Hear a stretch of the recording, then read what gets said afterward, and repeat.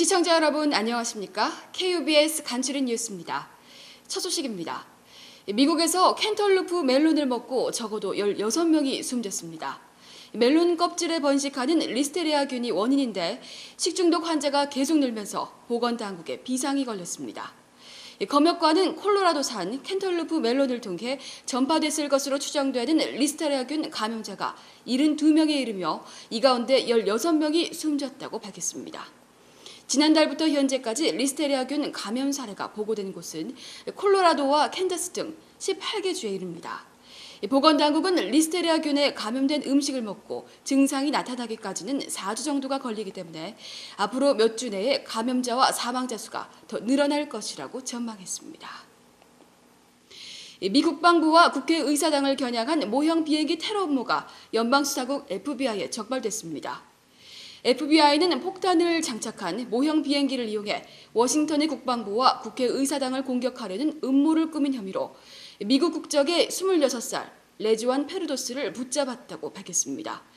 국제 테러 조직 알카에다를 추종해온 페르도스는 원격 조정이 가능한 1960년형 팬텀 모형 전투기를 이용해 폭탄 테러를 가하려는 음모를 꾸민 혐의를 받고 있습니다. 테러 용의자 페르도스는 지난 28일 보스턴 외곽인 프레이밍햄에서 알카에다 조직원으로 가장한 FBI 요원에게서 폭발물과 수류탄 등 무기를 넘겨받다 검거된 것으로 전해졌습니다. 버락 오바마 대통령의 초대 비서실장을 지낸 람 매뉴얼 시카고 시장이 오는 11월 아이오와주에서 열리는 제퍼슨 잭슨 디너에 기조연설자로 참석한다는 소식이 알려진 후 그의 대권 야심설이 급속히 고개를 들고 있습니다. 민주당이 대선 시장 무대인 아이오와주에서 첫 코커스를 앞두고 개최하는 제퍼슨 잭슨 디너는 전국적으로 주목받는 연중 최대 규모의 자금 모금 행사로 대권 야망을 품은 이들이 기조연설을 꿈꾸는 자리입니다. 오바마 대통령은 2007년 11월 이 행사에서 주목받는 연설을 한 후 이듬해 1월 아이오와 코커스에서 대승했으며 조 바이든 부통령, 엘 고어 전 부통령, 빌 클린턴 전 대통령 등도 이 행사에서 기조연설을 했습니다. 이매뉴얼 시장은 이에 대해 버락 오바마 대통령의 재선운동본부로부터 대통령을 대신해 참석해달라는 요청을 받고 가는 것일 뿐 대선 출마에는 결코 관심이 없다고 출마설을 강력히 부인했습니다. 사법당국은 일주일 동안 전국적으로 불법 이민자 일제 소탕 작전을 전개해 범죄 경력이 있는 2,900여 명의 불법 이민자를 검거했다고 발표했습니다.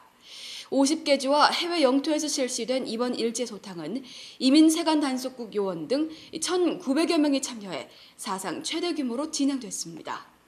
이번에 검거된 불법 이민자 가운데 1,300명가량은 여러 차례 범죄 혐의로 기소된 전력이 있었고 1,600여 명은 총기 강도와 살인미수, 마약 밀매 등의 혐의로 복역한 적이 있습니다. 또 680여 명은 미국에서 범죄를 저질러 추방됐다가 다시 불법으로 미국에 들어온 사람들입니다. 레이크쇼어 드라이브 이용자에게 톨비를 부과하는 방안이 논의되고 있습니다. 조 퍼커슨 시카고 감사관은 시카고시의 예산 전략 및 확보 방안 63가지를 제안했습니다. 이 제안은 람 매뉴얼 시카고 시장의 다음 달 예산안 발표를 앞두고 나온 것입니다. 퍼거슨 감사관은 레이크쇼어 드라이브의 출입구에 톨 부스를 설치해 사용 구간에 따라 평균 $2 50센트에서 $5를 부과할 것을 제안하고 있습니다. 레이크쇼어 드라이브 하루 이용자가 20만 명임을 감안하면 톨부스 설치 비용을 제외하고 연간 $875만 수입을 올릴 수 있을 것으로 전망됩니다. 퍼거슨 감사관은 또 러쉬 아워 동안 다운타운 운전자들에게 $5를 부과해야 한다고 주장했습니다.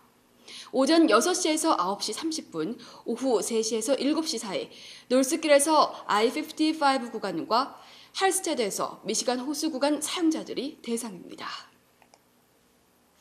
2년에 걸쳐 36kg의 체중을 감량해 화제를 모았던 팝스타 제니퍼 허디슨이 자신의 홈타운 시카고에 체중 감량 센터를 열었습니다.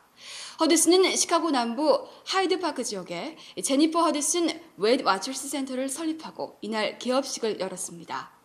허디슨은 대표적인 다이어트 전문 기업 웨이트 와처스와 광고 모델 계약을 맺은 후 36kg 감량에 성공했고 현재 웨이트 와처스의 대변인도 맡고 있습니다. 웨이 와처스 측은 센터 수입의 10%는 당시 사고로 사망한 조카 줄리언을 기념하기 위해 조성된 재단 기금으로 적립될 것이라고 밝혔습니다. LG전자가 버팔로 그로브에 가전제품을 위한 R&D 연구개발센터를 오픈했습니다. LG전자는 $650만 투자해 미주에서는 처음으로 가전제품 R&D 센터를 오픈했고 중서부 본사가 있는 링컨샤이어 인근에 위치하게 됐습니다. 이날 오픈 기념식에는 로버트 돌드 연방 하원 의원 등 지역 정치인들이 참여해 센터를 둘러본 것으로 알려졌습니다.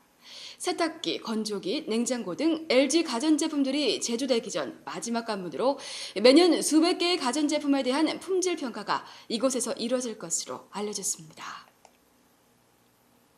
시카고 한인문화센터 주최로 내달 개최되는 놀스파크 아트워크 행사에 한인 작가들이 대거 참가합니다.